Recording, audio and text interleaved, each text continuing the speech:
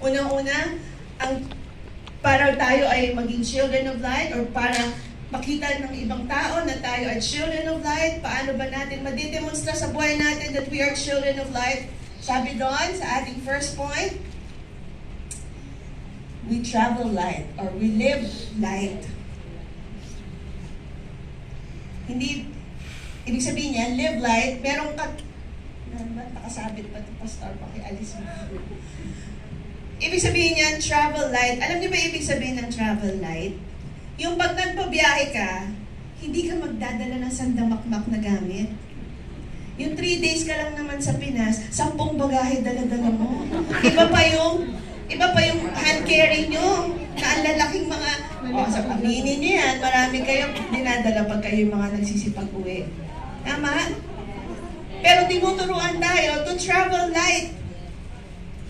Ibig sabihin, sinasabi sa Hebrews 12:1, since we are surrounded by so many examples of faith, gaya daw ng mga nauna na sa atin, ng mga mananampalataya, we must get rid of everything that slows us down, especially sin that distracts us. Alisin daw natin yung mga extra baggages. Bilbil pa nga lang natin, overweight na. Magdadagdag ka pa ng sandamakmak na kung ano-anong mga gusto mong dalahin sa iyong buhay Kristiyano. Tanggap na po namin eh. Diba? Kung halimbawa si mister mo ang pabigat sa buhay mo, hindi ko sinabing iwanan ninyo. Ang gusto kong sabihin, ibigay niyo kay Lord at magpatuloy kayo. Amen! Pag-away kayo ng mister, hindi ka na magsisimba.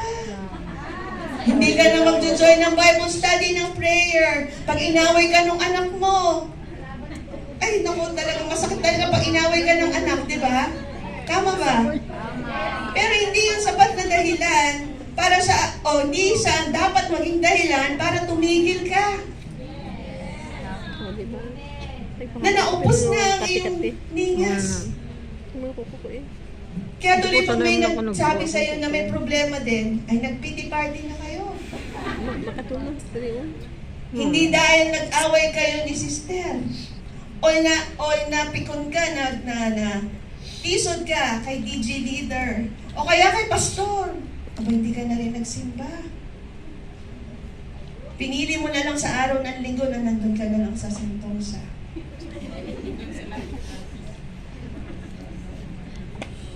Pag may mga nakakapagbigat, pag may mga bagay na nakakapagpatigil, nakakapagpalayo sa'yo, sa pagsunod sa Panginoon, inaalis daw yan para travel light lang tayo.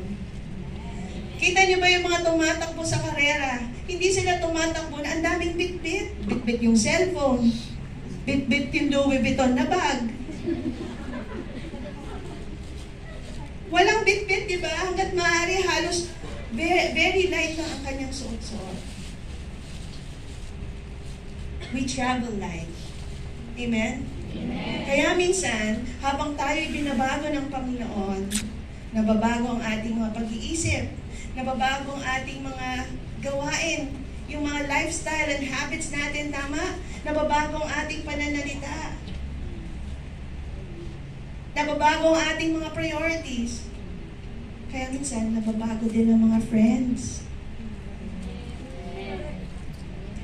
Kasi minsan, yung mga friends na kinagigiliwan nyo dati, yan yung mga pabigat at mga hadlang sa iyong buhay, Kristiyano.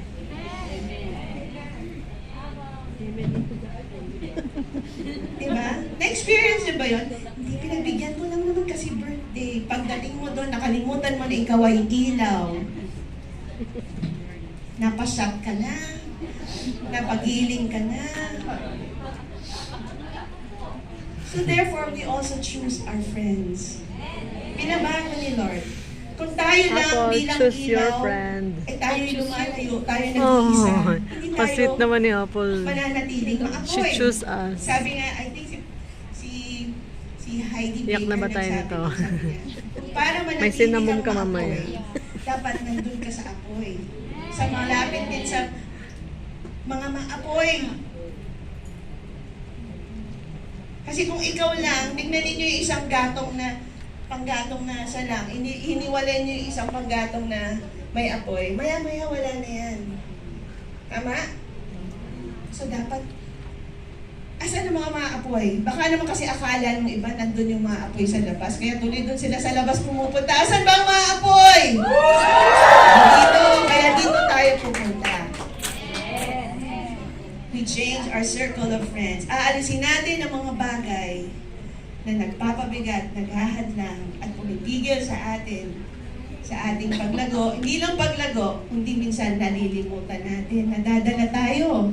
Tama? So we remove that. We travel light. Iwasan natin ang bawat bagay na nagpapabigat sa atin at mga kasalanang mahigpit na pumipigil sa atin. Ano ba yung mga pwede nating marites ka na nga? Dati ka nang marites. Tigilan mo muna ang coffee Facebook para wala kang nasasagap na balita. Good point. Tama ba? Tama! Pwede naman mag-Facebook fasting muna, di ba? Parang toxic na yung nakikita mo. Kaya magpalit ka na ng mga Automatic friends, na yung mga eh. dati mo. Ikaw lang ang balik sa atin. Yan. Travel light. Live your life. Light. Ang susundin lang natin yung sinabi ng Panginoon, if you are heavily burdened, come to me and I will give you rest, for my yoke is easy and my burden is light. Amen? Amen. Praise the Lord. At ang pangalawa, sabi naman doon, be the light. Sa Ephesians chapter 5, verse 8, in the past you were full of darkness, but now you are full of light in the Lord. So live like children who belong to the light. Naintindihan niyo ba yun? Wala ba tayong verse dito sa Ephesians 5:8? Nung nakaraan daw, tayo ay punong-puno ng kadiliman. Nung wala pa tayo kay Kristo, natural tayo nasa kadiliman. Tama? Pero ngayon na tayo na kay Kristo na, tayo punong-puno na ng liwanag ng Diyos. Kaya dapat mabuhay tayo na parang mga taga-ilaw nga. Mga ilaw. Ano ba yung light na to? This light produces every kind of goodness. Ang iyong buhay ay bukal ng kabutihan. O ikaw ay bukal ng paggaganti. Hindi pwedeng hindi ako gumanti. Kasi tinag niya ako sa Facebook. Itatag ko rin siya. May quote pa. Diba? Diba sa Facebook ngayon, uso yung mga parinigan? Depende sa friends. Tama. Lahat Ano sa naman ako kanila dun? ay tama. Siya yung tama, di ba? Pero kung tayo daw ay children of 1 month light, na. we produce every kind of goodness. Amen. Pag ikaw ay binato ng bato, ano ibabato mo? Tinapay. Mas malaking bato.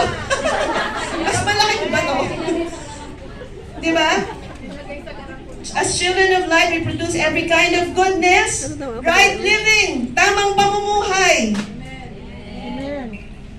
Ano ang tamang Tingin sa pamumuhay? yung friend mo sa church kapag alam niya. Tamang mga relasyon. Tamang mga kaibigan. Tamang mga lugar na pinupuntahan.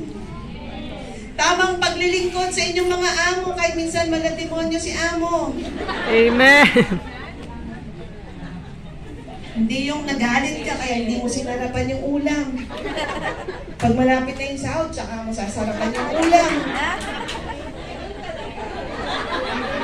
Pwede naman yun. Pero araw-arawin nyo na, malay nyo, biglang taasan yung sahod ninyo. Hindi nyo kasi na araw-araw yung pagpapasarap ng ulam. Kaya hindi din masabi ni Amot, karapat dapat itong taasan ng ulam tuloy ng sahod. Right living. Amen? Pag sinabi ng right living, pag ikaw'y sinampal sa kanan, anong gagawin mo? Binigay mo ang kanan. Ng kaliwa. Palin mo sa kaliwa. Uy, mali yun nga. Hindi ganun ang sabi sa Bible, pag sinampal ka sa kanan, Ibigay mo ang ibig sabihin, hindi gumaganti. Amen? Agree ka pa. Gaya ng preaching natin last time, it causes you to forget. When you forgive, God will help you forget. Hindi na nga kailangan humingi pa ng tawad sa'yo yung tao eh. Sinong nakaranas na gano'n na nagpatawad kahit na hindi naman humingi ng tawad? Ako. Alam nyo, kayo ang winner doon. Ako. Kasi dahil nagpatawad ka, Always. papalain ka ni Lord. Yung taong hindi humihingi ng tawad, meron naghihintay na consequence sa kanya. Kaya, dali-dalian natin ang pagpapatawad. Right living. Right relationships. Alam mong, tama ang iyong mga relasyon. Mga kaibigan, ka-love life. Yan. Kasi pag na-OFW, uso din yung may asawa na, pero may +1 pa. Kung ganun ang ginagawa ni Mr. sa Pilipinas, hindi mo gagawin yun. Hindi mo gagayahin yun. Amen. Amen? You will still choose to live right and pleasing ang iyong buhay sa harap ng Panginoon. Amen? As children of light, we don't just produce every kind of goodness, right living, we also are children of the truth. Hindi tayo nagsisinungaling. Bawal daw ang sinungaling sa langit. Ako yung palang yata sa criteria na yun, marami nang hindi mapupunta sa langit. Kasi ang hirap talagang lagi magsabi ng totoo. Tama? Maraming mga But white as lies. children of light, we need to be agents of truth. Yung totoo lang. Tama? Dalawa pa. Okay. Ayoko. Sabi sa verse 10 ng Ephesians chapter 5, try to learn what pleases the Lord. Have no part in the things that people in darkness do. Kaya nga wala na tayong dapat pang affairs or wala na tayong dapat pang ginagawang mga dati na natin ginagawa. Kung hindi na dapat tayo sumasama sa mga kaibigan natin na dating alam mo naman bad influence. Kasi sinabi mismo sa Bible, if they are not in the Lord, they are in the darkness. So wala tayong business with them. Except to share the gospel at dalhin din sila sa liwanag. Tama? And in verse 13, sabi doon, by the light makes clear how wrong those things are. Everything is made clear by the light. Lahat ng mga bagay na inilalantad ng liwanag ay makikita. Di ba ganon pagka maliwanag, walang naitatago? Kaya hindi tayo nagtatago-tago. Kasi kung sino tayo sa labas, Thank you for watching. ganun din tayo in our private lives.